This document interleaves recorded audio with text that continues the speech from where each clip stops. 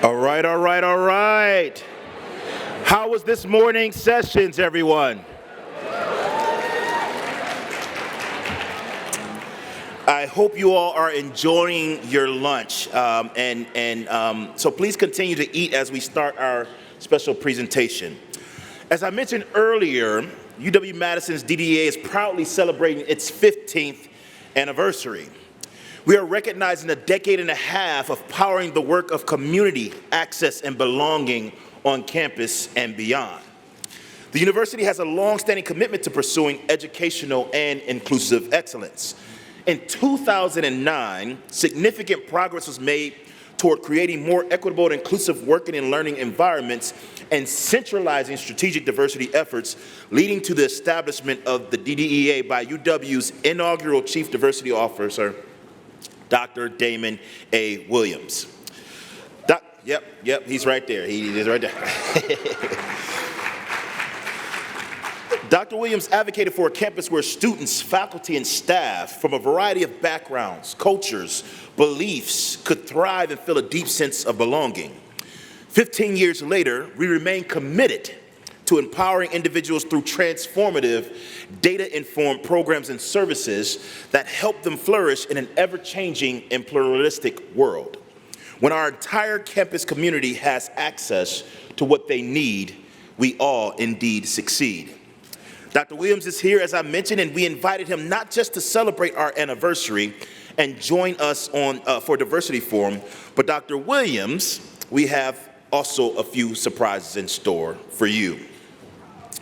In recognition of the extensive impact Dr. Williams' scholarship and leadership has had in organizational and inclusive excellence, not only in the founding of the DDEA at UW-Madison, but also nationally and internationally, we had to invite some colleagues and friends to help us make this celebration truly memorable.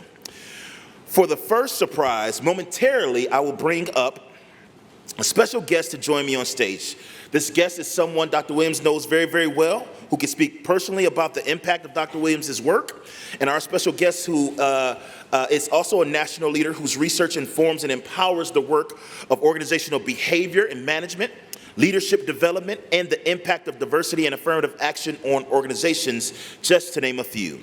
She has published numerous articles, essays, and monographs in these areas and co-authored the influential book, The Chief Diversity, oh, he gonna cry, y'all. The Chief Diversity Officer, Strategy, Structure, and Change Management with Dr. Williams. This book became the definitive guide for nearly 800 higher education institutions nationwide, comprehensively defining the role of the Chief Diversity Officer. She currently serves as the Deputy Chief Diversity Officer at the University of Michigan's Office of Diversity, Equity, and Inclusion. I am thrilled to invite Dr. Katrina Wade Golden to the stage to share a few brief remarks. Please join me in welcoming her.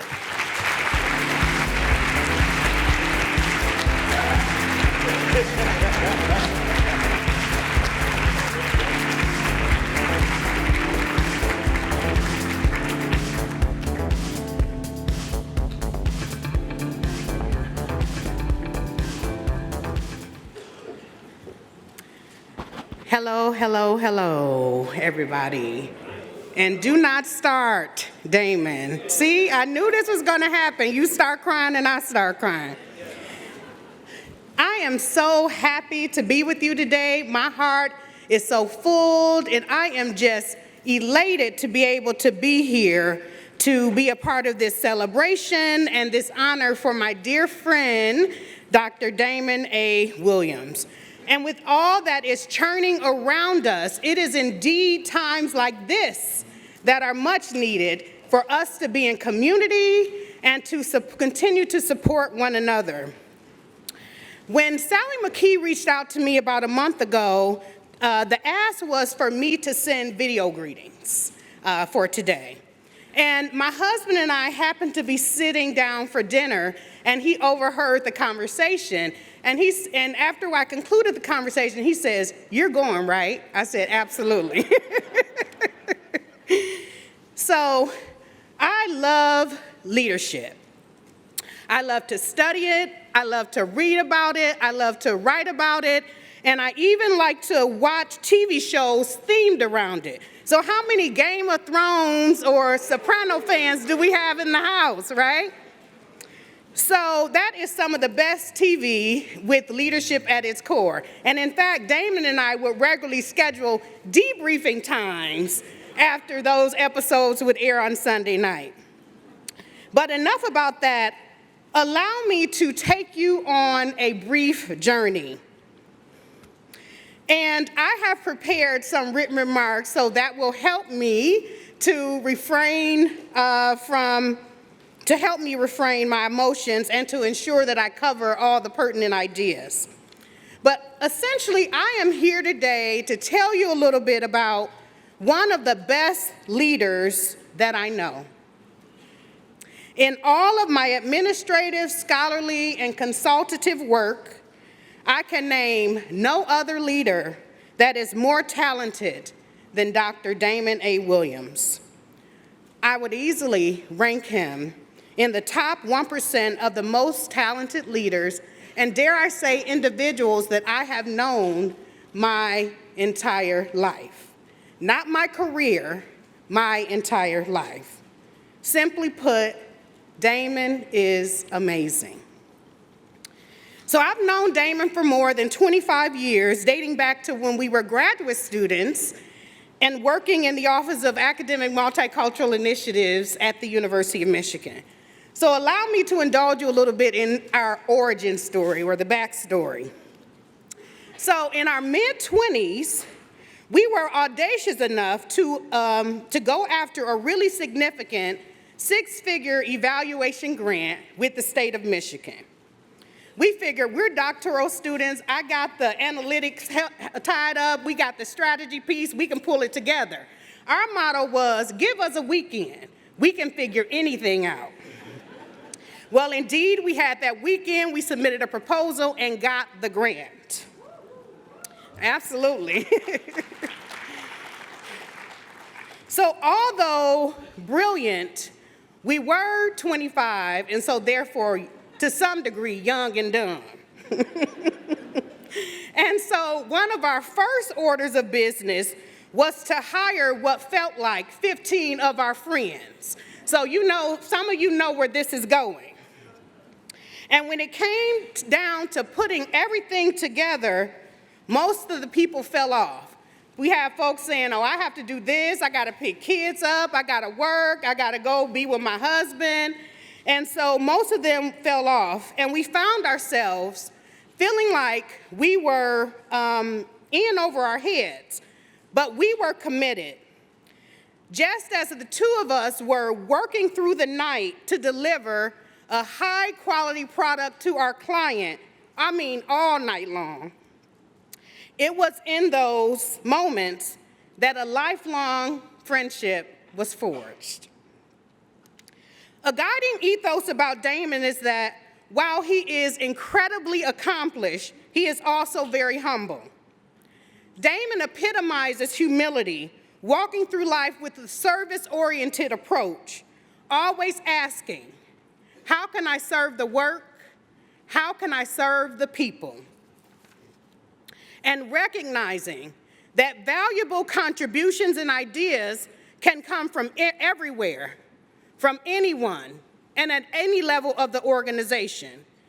Damon, people feel seen, people feel heard, people feel valued by you.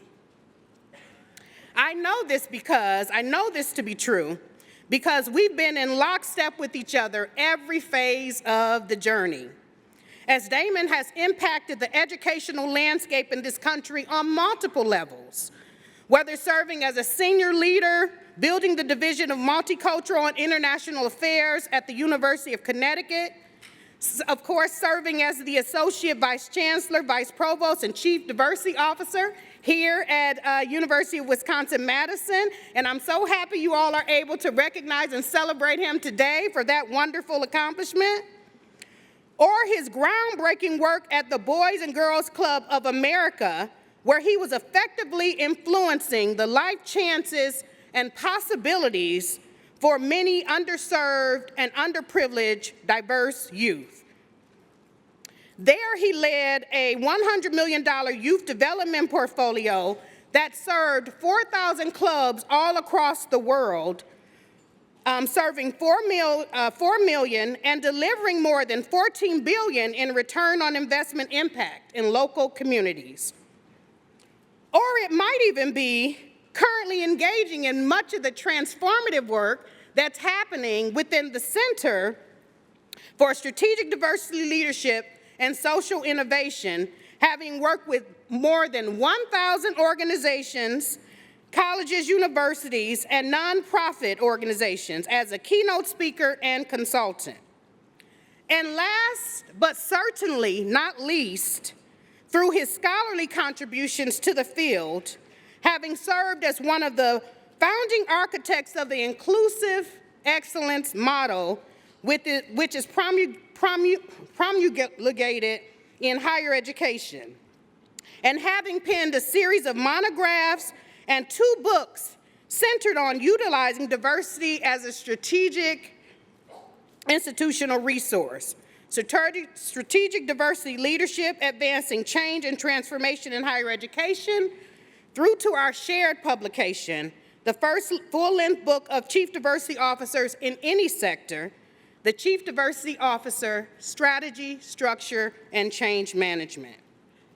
Beyond words on a page, these works have served as practical guides for numerous institutions looking to fortify their DEI infrastructure and capacity. Damon's leadership and unyielding spirit provide hope and resilience, proving that determination can overcome even the greatest of challenges. In fact, Damon runs to the challenge. I often joke with him that there you go, running into the eye of the storm again. But what's rooted in that is this idea that he knows that beauty and value emerges in times of hardship. But don't just take my word for the things that I'm saying today, because admittedly, I am biased. So I wanted to briefly let 2 statespeople's words, quote unquote, speak to you today. So in 2017, the University of Michigan created a special award for its 200th year, honoring only 20 people, and with Michigan having the largest living alumni, dwindling it down to 20 people was quite the feat. But we were looking for 20 individuals who embody the breadth and excellence of our more recent alumni. The Bicentennial Alumni Awards, which they came to be called, reflected our desire to acknowledge U of M's past contributions and herald its future achievements, as well as state, national, and global impact. I was honored to be a part of a team that nominated Damon to receive this award, and fittingly, he was made one of the awardees. I was joined by several others who wrote nomination letters, but I just want to read brief snippets from 2 in particular. These are 2 giants, and I don't even think you've heard these words, Damon, so this is another surprise. But 2 giants in the field of psychology and higher education generally. Dr. Patricia Gurin, an esteemed professor and chair emeritus who presented groundbreaking research before the Supreme Court on the educational benefits of diversity and the compelling interest of diversity in higher education, and the late James S. Jackson, the iconic scholar and founder of the Program for Research on Black Americans. Many of you in the room may know these individuals or have heard of them. Pat Gurin stated, "I have followed with great interest his developing ideas, particularly those involving conceptualizing the role of the Chief Diversity Officer in colleges and universities. He has brought a strikingly fresh and creative vision to this discussion. Over the past 10 years, Damon has emerged as a major thought leader in this area, becoming a sought-after keynote speaker and writing prolifically." And she goes on then to name the 2 books. As an example of the impact of Damon's work, I recently presented at the University of California, Los Angeles, and had the opportunity to talk with members of the Diversity Planning Committee. They reported using Damon's SDL, Strategic Diversity Leadership book, as the foundational material guiding their work. Indeed, one person in the conversation referred to it as their quote-unquote Bible. That experience, among many others, impressed upon me the role of Damon's work in framing the discussion of DEI in higher education. The late James S. Jackson had these words to say in his nomination. When we talk about what it means to be a Michigan man or woman, we're talking about alumni like Damon. Damon's work as a leader, scholar, and educator embodies the Michigan difference, providing scholarship that informs the world, leadership that impacts millions, and an approach to education that prepares a new generation for a world that is diverse, global, and interconnected. His scholarship is highly respected by leaders interested in driving new diversity outcomes, as illustrated by his efforts as keynote speaker and thought leader to hundreds of institutions, his monographs having been downloaded thousands of times, probably 10,000s by now, and his books having been personally endorsed by AERA, ACE, the NCAA, AACNU, and NADOHE. I do not envy your work settling on the top 20, but please know that Damon has my highest endorsement and is in my estimation truly worthy of this recognition.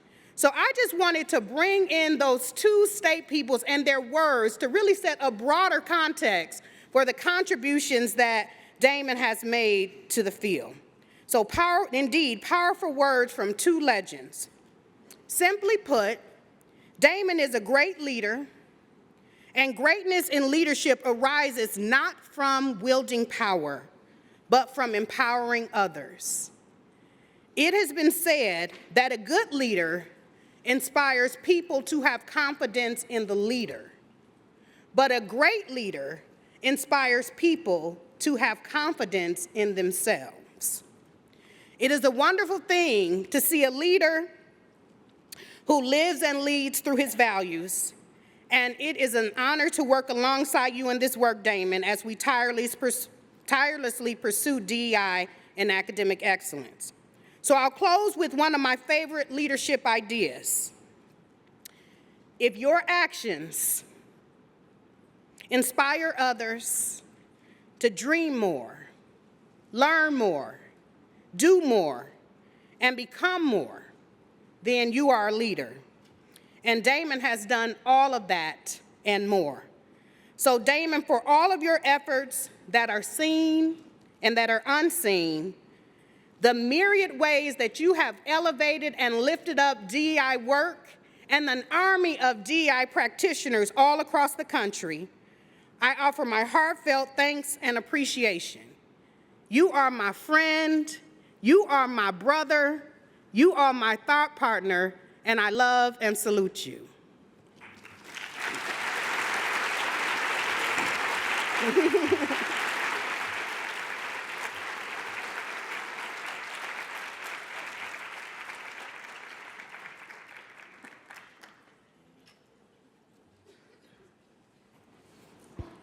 Thank you, Dr. Wade Golden. It is truly an honor to have you here on this campus with us today. But Dr. Williams, we did not stop there. To truly capture the profound impact of Dr. Williams' contributions, we've gathered some reflections from across our campus and beyond, sharing the experiences of those who have worked with him and the lasting impression he's made. Let's roll that tape.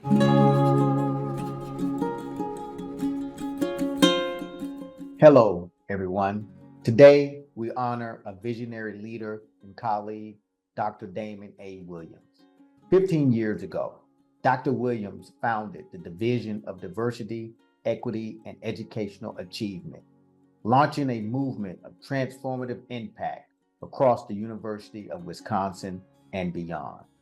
We celebrate your tremendous contributions and thank you for your enduring leadership.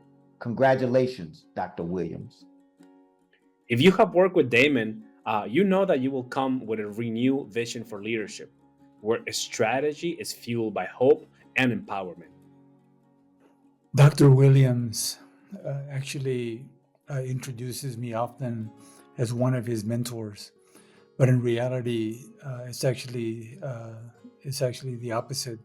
He has given me so much advice and guidance over the years. Every time I see him present, I'm inspired, and I am so proud of him. Thank you. Love you, brother. Dr. D.A.W., where do I begin? I recall being a graduate student, and I filled out a funding proposal for travel that I had to submit to you.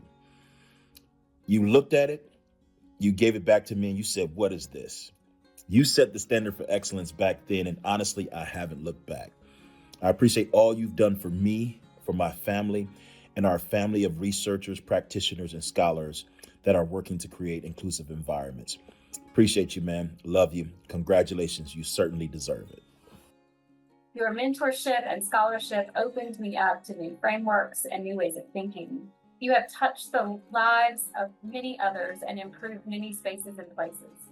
You are a blessing to the world, and I thank God for being able to learn from you and grow with our team.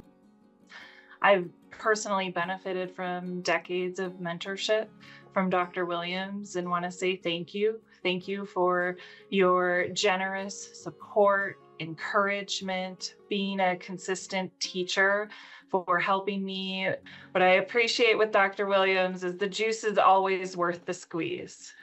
Dr. Williams is a great friend, brother, and mentor to me. He has been instrumental in my success in higher education. I wish him the very best now and going forward in his impactful work in inclusive excellence. I'd like to congratulate Dr. Damon Williams on receiving such great honor and what he's done over the last 30 years and contributing to inclusive excellence across the nation in higher education. And I'd like to say thank you for all of his guidance and mentorship. Congratulations on the inaugural Inclusive Excellence Award. It's well deserved. When many people are leaning back, you are always leaning in. And I think that is a value that is much needed right now. And your commitment to always focus on excellence, that it's just not about the work, but it's how you do the work and at the level that you do the work, and setting that standard. Welcome back. Congratulations. Doc, few people get to say that they have had a hand in shaping one of the most transformative fields in higher education. Fewer people still get to actually see the fruits of their labor in their own lifetime. You are a rare class of intellect that has been able to not only transform the way that we think about issues of equity and equality and excellence in higher education, but also you get to see the fruits of your labor as you see the work that has now spread across this country in reshaping the way that we approach questions of inclusion and belonging. Today, we all celebrate you. Thank you for all you do. Congratulations to Dr. Damon A. Williams. Your vision 15 years ago in establishing the Division of Diversity, Equity, and Educational Achievement at the University of Wisconsin is a true testament to your extraordinary leadership. This has been your life's mission, your life's work. And I don't know another individual that stands more in their purpose than you do. I am so proud to call you husband, father, partner, mentor, and lifelong friend. You are so deserving of this recognition. To my beginning and my end, congratulations, Damon. Hey Dad, I just want to say congratulations on this really well-deserved honor. I am so proud of you. You put the time in and the effort. You gave it all that you got, and I truly think that you deserve this. I love you so much. Your favorite girl.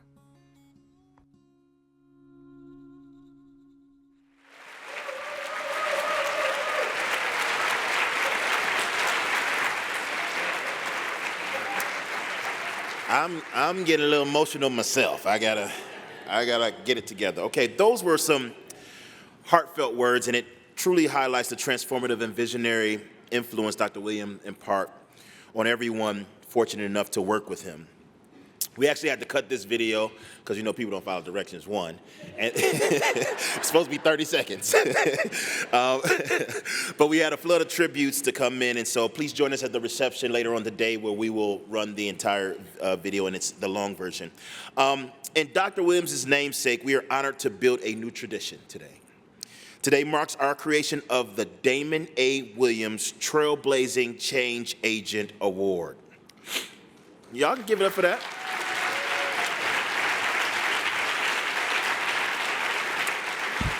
The Damon A. Williams Trailblazing Change Agent Award will be bestowed upon individuals whose achievements exemplify inclusive and organizational excellence. I can't look at him no more. He's going to be crying. Stop, man. Would you stop, please?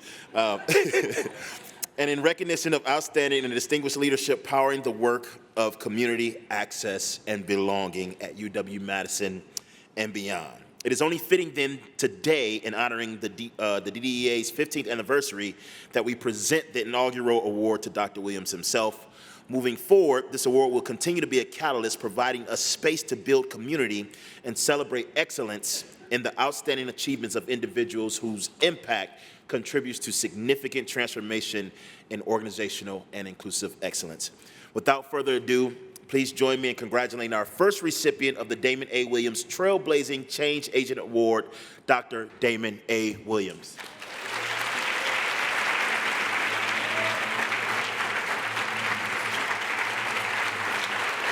Here, come over here. Set that down.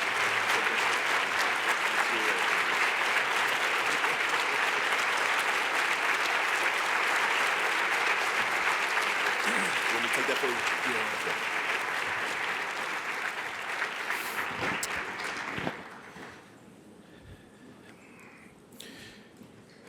Badger Nation, what's good? I said, Badger Nation, what's good? I wanted to just let you all know just how meaningful this moment is to me right now. I want to let you know how full my love cup is right now. I want to let you know how much I appreciate this homecoming.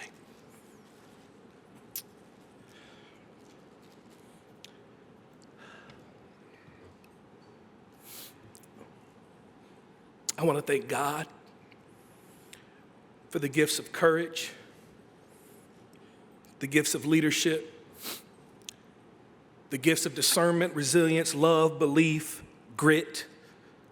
I want to thank God for the gift of character that guide me daily. Today, as I stand before you, I feel the weight of those blessings, but I also feel the buoyancy of your acknowledgement. It is one of the greatest honors and privileges of my life to be here with you today. I grew up in a place where statistics might have suggested I would not have been as you see me today. An inner city child with a teen mother, a biological father who struggled with addiction, and a family who loved me. But I carry trauma like so many. Like so many of the students that you serve. So many of the communities that you touch. So many of the lives that you empower. That, as Tupac said, are those roses in concrete that require beloved community, love, empathy, hope, and affirmament, like what brings us here to help them to flourish. You heard from my lovely wife, my partner, my friend, my forever, who in every step, every challenge, every triumph, every setback, we engaged this journey together. And my beautiful daughter, Warner, my Snuggie, who centers me when I question my purpose, when I ask myself why I do what I do for our children, for our lives, moving forward. Warner, always know that Daddy loves you with his entire soul. I believe that when we accomplish great things, it's never just about us. True greatness lies in what we bring to others, the love, the light, the hope, the possibility, how we inspire something in their lives, and the most remarkable achievements, like what brings us here today to celebrate this division of diversity, equity, and educational achievement, and more importantly, this emboldened sense of possibility that is in Badger Nation, is always pursued together, and it's always pursued in community. I was born a Buckeye. I was bred and empowered into this work and trained a Wolverine, but I was fired and forged a Badger inside of this work.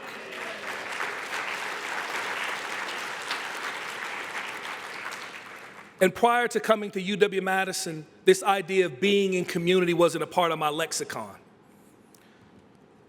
But it is who I am today. I want to salute my colleagues in the DDEA.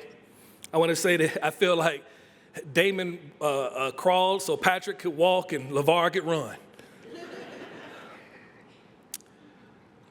I want to thank Vice Chancellor Charleston, Assistant Vice Provost Miller, Assistant Vice Provost Leone, any of those who contributed to making this happen.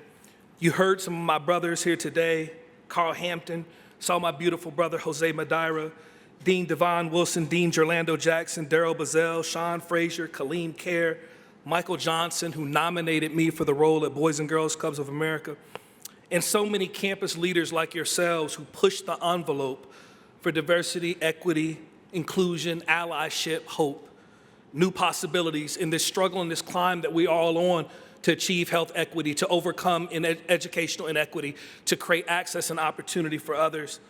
To champions and allies who are still with us at the university, champions and allies who have passed this world, Malele Chikasa, I call her name. Jackie DeWalt, I call her name. My brother Kurt Maulner, Willie Ney, Professor Chris Walker, Adea Safa, Albert Munoz, Sima Kapani, Luis Pinheiro, Hazel Simonette, Miss Wilma Barros, so many others, and student leaders who stood and empowered me to make a difference in helping us to envision this division of diversity, equity, and educational achievement. To those who showed their allyship in special ways, Chancellor Biddy Martin, who supported this vision for the DDEA. Please give it up for Chancellor Martin.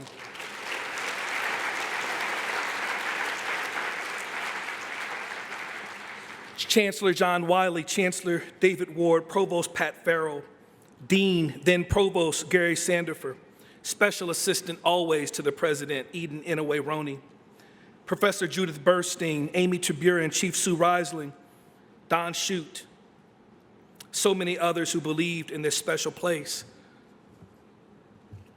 My comrade in arms in student affairs, Larry Burquan. The Wisconsin idea, it brings us here today, and we are bound by that idea.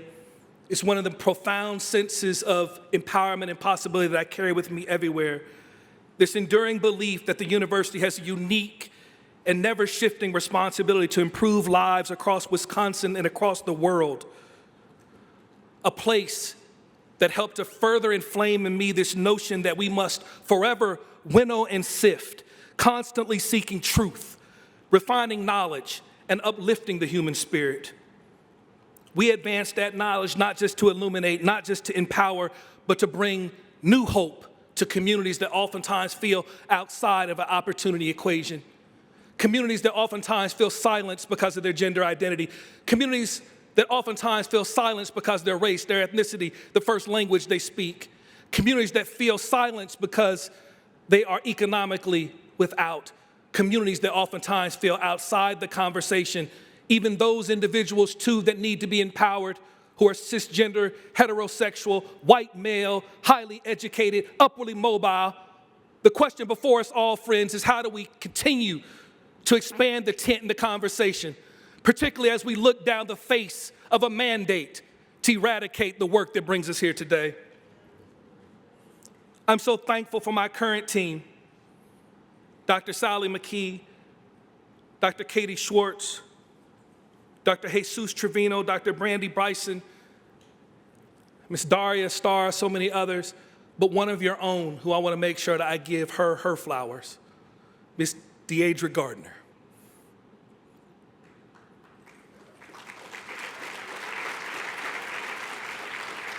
She's out there in virtual space right now, but Deidre was a student leader who worked in the TRIO office, who transforms first-generation lives each and every day at UW-Madison and puts great Badgers in the world.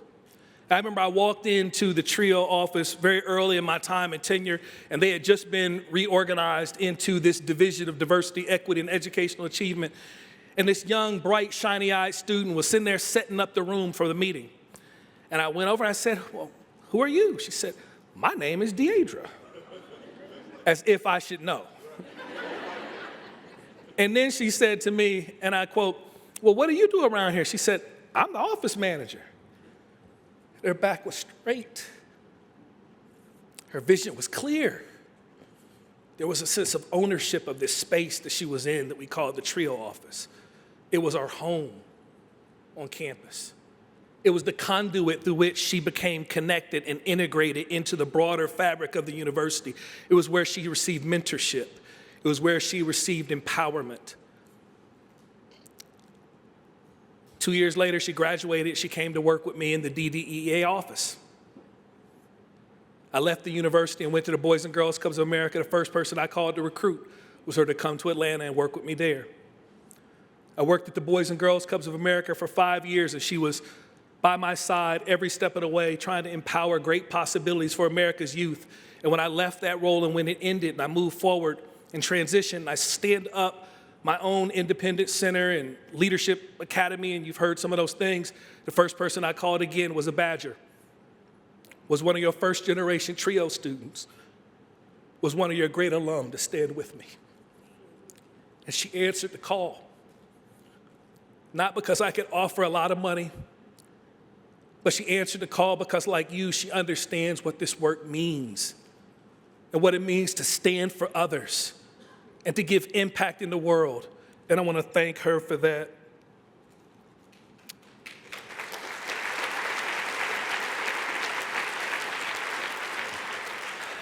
My mentor and mother in the work, Dr. Sally McKee, was talking to me this morning about the spirit of Harriet Tubman. We were working with a university this morning in the Southeast that's dealing with all the issues that we are dealing with. And we were debriefing, and I was telling her that I had yet to put my remarks together for today because I've been so behind, and I needed to sit down and put them together because I wanted to not be a blubbery mess in front of everybody here today. And I wanted to be coherent. And she said, Damon, Harriet Tubman never sought credit. She simply did the work and moved forward. She was guided by her purpose, and that is the legacy that we uphold. To work, to push, to lead without seeking acknowledgement, simply because we do what is needed. See, allyship is not practiced just on the stage that I have a chance to be a part of. True allyship is those who silently make that phone call to support someone. Those individuals who leverage the capital of their budgets to move towards and skew towards hope, possibility, and justice, and don't need a plan to do so. It's those individuals that when you see a student, like I saw with Miss Deidre Gardner, and I said, why don't you come see me? And that student follows up with you, you become a part of their life and help to sponsor them on to great things. I try to always embody that idea of just doing the work. Last week, 48 hours after the challenging election outcome, we gathered with over 400 leaders. Many of you were there to hold space, to grieve, to honor the greatness which was the Kamala Harris campaign, and most importantly, friends, to plan and begin to ready ourselves for what comes ahead. Dr. Wade Golden talked about the Game of Thrones. Some of you have heard me talk about this idea of a winter coming. We are now in the midst of the great glacial winter, I believe, for this work, which is defined by anti-DEI legislation into the hundreds, court rulings eroding women's rights to choice and limiting our powers in admissions with more promise to come, cultural backlash that plays out in the social and the traditional media, and also too in the conversations that happen at water coolers, and shifts that we know are coming federally in Washington. This winter will require us to lead on what we refer to as an unsettled ground. Not unsettled, meaning it has not been explored, but unsettled, meaning that it is shifting beneath our feet. It is evolving beneath our feet. And it will require a particular steeliness, a will, a creativity, an innovativeness, and a willingness to be open to changing and evolving, but never losing sight of our values. Because see, but despite the harsh climate, our values must remain unshakable. Our commitment to lifting up the silent and the vulnerable, to affirming, to empowering those who are on the margin, these values that bring us to this forum cannot change. No matter whether we call it diversity, no matter whether we call it equity, no matter whether we call it inclusion, inclusive excellence, community engagement, belonging, access, whatever we call it, our values that bring us here today cannot change. You have filled my love cup so much today. And it's these moments when we micro-affirm by helping people to be seen, valued, heard, and empowered, that we embolden them to be their best selves in the world. I close with words from Sister Candidate Vice President Kamala Harris. She said in her last major remarks, "My heart is full today, full of the gratitude for the trust you have placed in me, full of love for our country, and full of resolve. The outcome may not be what we fought for, but the light of America's promise will always burn bright as long as we never give up and we keep fighting. The light of UW-Madison will always burn bright as long as we never give up, as long as we, Badger Nation, keep fighting. So let us not just keep fighting the good fight, but let us continue to hope, let us continue to love, let us continue to believe, let us continue to plan, and let us continue to execute, fighting for freedom with the enduring and indomitable spirit of Badger Nation. On Wisconsin, I love you. Thank you.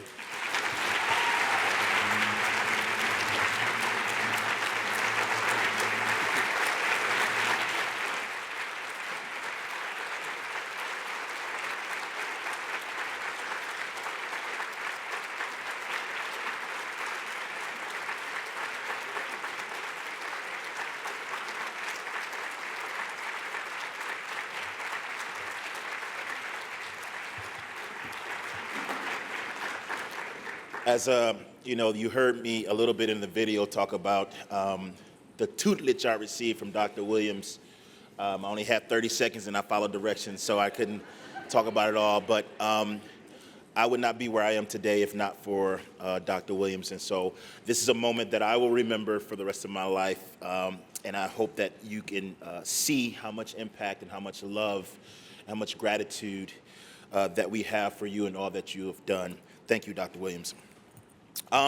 So at this time, we'll take a break. Everybody's looking, we got attention and everything, but we're going to take a break, and then we're going to, we got an incredible lineup of sessions for this afternoon to choose from. So whether you're passionate about understanding the complexities of race or eager to explore mental health needs for our community, interested in creating more inclusive workplace, or just curious about how collaborative art experiences fosters belonging, there is something for you in the sessions on this afternoon. So I ask that you go in ready to learn, engage, and ask some questions, and we'll meet you back here at 3 o'clock for our plenary session. So have a good afternoon, everyone.